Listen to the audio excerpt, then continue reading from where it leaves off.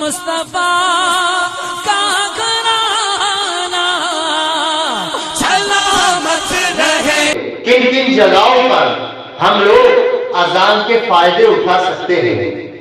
اذان کن کن جگہوں پر، کن کن موقعوں پر ہم اذان پڑھ سکتے ہیں، تو اس کے فائدے اللہ رب الجلال ہمیں تمہیں عطا فرمائے گا۔ تو آج میں بتانا یہ چاہتا ہوں مسلمانوں کہ کن کن وجہ پر، کن کن جگہوں پر، کن کن موقعوں پر اذان پڑھنا ضروری ہے، اور اللہ کے حکم سے اذان پڑھنے کی برکت سے اللہ ہماری پریشانی بھی دور عطا فرما دیتا ہے، اللہ ہماری مشکلات کو بھی آسان فرما دیتا ہے۔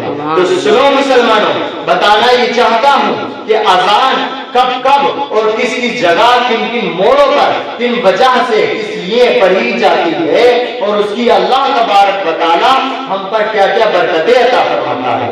سنیں مسلمانوں، توجہ سے سنیں، جب گھر میں بچے کی پیدائش ہوتی ہے تو نمبر 1 بتانا چاہتا ہوں، جب بچے کی گھر میں پیدائش ہو تو اس کے کانوں میں اذان پڑھنی چاہیے۔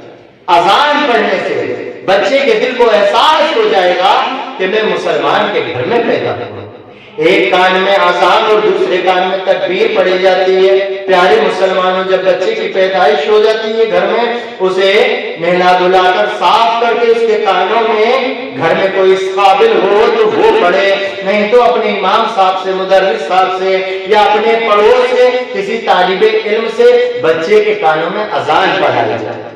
ٹھیک۔ دوسرا نمبر، جب انسان کو دفن کر دیا جاتا ہے تو قبر کے قریب کھڑے ہو کر کے اذان پڑھی جاتی ہے۔ اس اذان کی اگر تفصیل میں جائیں بہت وقت لگ جائے گا مسلمانوں، بہت زیادہ برکتیں ہیں، بہت زیادہ فضیلتیں ہیں۔ یاد رکھو مسلمانوں، جیسا کہ آپ اور ہم کو سبھی کو معلوم ہے کہ جب انسان کو دفن کر کے سب لوگ چلے جاتے ہیں تب اس انسان کے لیے اس قبر کے اندر مغرب کا وقت ہوتا ہے۔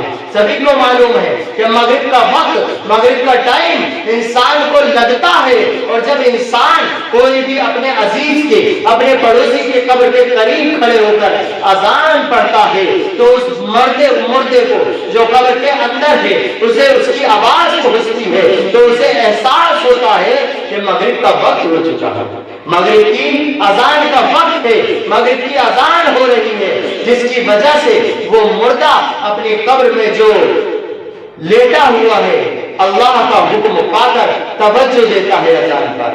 اب پیارے مسلمانوں، راستہ بھول جانے پر بھی اذان پڑھنے کا حکم ہے۔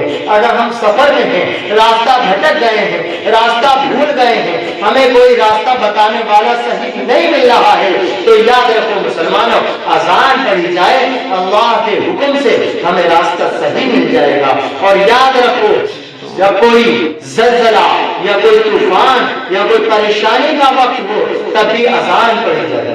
جیسے زلزلہ آ جائے، طوفان آ جائے تو اس وقت بھی اذان پڑھی جاتی ہے۔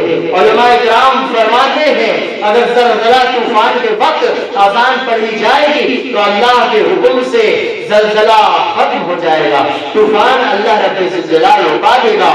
اور مسلمانوں، جہاز میں ہم سفر کر رہے ہیں، جہاز میں ہیں، ناؤ میں ہیں، اس کے ڈوب جانے کا خطرہ ہے، تب بھی ہم اذان پڑھیں گے تو اللہ کے حکم سے ہمارا جہاز یا ہماری ناؤ ڈوبے گی نہیں۔ اور یاد رکھو مسلمانوں، یاد رکھو مسلمانوں، کوئی وبا آ جائے، کوئی بیماری آ جائے، تب بھی کوئی بیماری ہمارے علاقے میں پھیل جائے تو ہم اپنے گھروں میں، ہم اپنی چھتوں پر کھڑے ہو کر اذان پڑھیں گے۔